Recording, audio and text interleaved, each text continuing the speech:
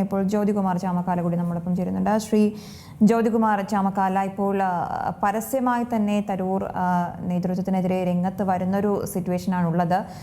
തന്നെ ക്ഷണിച്ചിട്ടില്ല, താൻ ക്ഷണിച്ചിരുന്നെങ്കിൽ അവിടെ പോകുമായിരുന്നു എന്നുള്ള നിലയിലേക്ക് എങ്ങനെയാകും കോൺഗ്രസ് നേതൃത്വം ഇതിനെ കാണുന്നത്? എനിക്ക് മുമ്പ് സംസാരിച്ചത് ശ്രീ സജീവനാണെന്നാണ് എന്റെ വിശ്വാസം. ഞാൻ ശബ്ദം കേട്ടതിൽ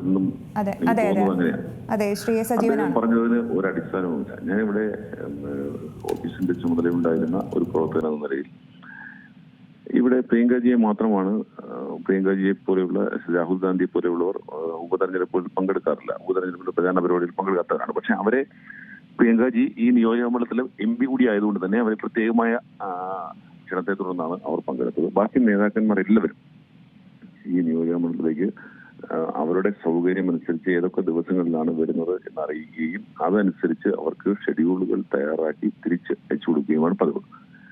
ഇക്കാര്യത്തിൽ ശ്രീ നമ്മളിപ്പോൾ പറഞ്ഞതുപോലെ തന്നെ ശ്രീ ശശി തരൂരിനെ സംബന്ധിച്ച് അദ്ദേഹത്തിന്റെ താരപ്രചാരകനായി തന്നെ ലിസ്റ്റിൽ ഉൾപ്പെടുത്തിയിരുന്നു. അദ്ദേഹത്തിന്റെ അവൈലബിലിറ്റിയെ സംബന്ധിച്ച് തെരഞ്ഞെടുപ്പിന്റെ ചുമതലയുണ്ടായിരുന്ന ശ്രീ AP അനിൽകുമാർ ഉൾപ്പെടെയുള്ള നേതാക്കന്മാരെ ആരെയും ഒന്നും അറിയിച്ചില്ലെന്നാണ് ഞാൻ മനസ്സിലാക്കുന്നത്. ഏതായാലും അറിയിച്ചിരുന്നെങ്കിൽ ഉറപ്പായും എന്നാണ് അദ്ദേഹത്തിന്റെ അവൈലബിലിറ്റി എന്ന് പറഞ്ഞിരുന്നെങ്കിൽ തീർച്ചയായിട്ടും അദ്ദേഹത്തിന്റെ പ്രോഗ്രാം അതനുസരിച്ച് ഷെഡ്യൂൾ ചെയ്യുകയും ചെയ്യുമായിരുന്നു. എല്ലാ നേതാക്കന്മാരും തെരഞ്ഞെടുപ്പ് പ്രഖ്യാപിച്ചു കഴിഞ്ഞപ്പോൾ അവരുടെ സൗകര്യാർത്ഥം അവർ വരുന്ന ദിവസം അറിയിക്കുകയാണ് ഉണ്ടായത്. മുൻ KPC പ്രസിഡന്റുമാർ ശ്രീ KC വേണുഗോപാൽ തുടങ്ങി ഞാൻ പറഞ്ഞല്ലോ, മുഴുവൻ ആളുകളും സ്ഥിരമായി ഇവിടെ ഉണ്ടായിരുന്ന KPC അധ്യക്ഷനും പ്രതിപക്ഷ നേതാവും ഇതിന്റെ ചുമതലയുള്ള ശ്രീ AP അനിൽകുമാർ MLA-യും ഷാഫിയും വിഷ്ണുവും ഒക്കെ ഒഴിയുക ബാക്കി എല്ലാ നേതാക്കന്മാരും, മുൻ പ്രസിഡന്റുമാർ ശ്രീ VN സുധീരൻ, അതുപോലെ തന്നെ ശ്രീ മുല്ലപ്പള്ളി രാമേശ്വരൻ, ഇവരെല്ലാവരും അവർ വരുന്ന തീയതി അവരുടെ സൗകര്യാർത്ഥം അറിയിക്കുകയും തുടർന്ന് അവർക്ക് ഏതൊക്കെ പരിപാടികളാണ് പങ്കെടുക്കേണ്ടതെന്നതിനെ സംബന്ധിച്ച് അവരുമായി കൂടിയാലോചിച്ച് അവരെ അറിയിക്കുകയുമാണ് ഉണ്ടായത്. അതിനപ്പുറത്തേക്ക് ഒരു വീഴ്ചയും ഇതുമായി ബന്ധപ്പെട്ടുണ്ടായി എനിക്ക് തോന്നുന്നില്ല.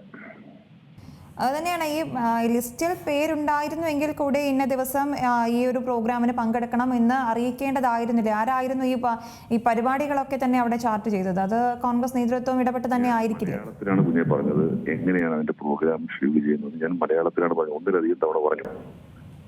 ഏത് നേതാക്കന്മാരായാലും പങ്കെടുക്കുന്നവർ ഇലക്ഷൻ കമ്മിറ്റി അറിയിക്കുകയും തുടർന്ന് അവർക്ക് ആ തന്നിരിക്കുന്ന ദിവസത്തേക്ക് പ്രോഗ്രാം ഷെഡ്യൂൾ ചെയ്ത് കൊടുക്കുകയുമാണ് പതിവ്. അങ്ങനെ ശ്രീ ശശി തരൂരിന്റെ ഓഫീസിൽ നിന്നും അദ്ദേഹത്തിന്റെ സൗകര്യാർത്ഥമുള്ള ദിവസം ഞങ്ങളെ അറിയിച്ചിരുന്നില്ല. ശരി, വളരെയധികം നന്ദി പ്രതികരണത്തിന്.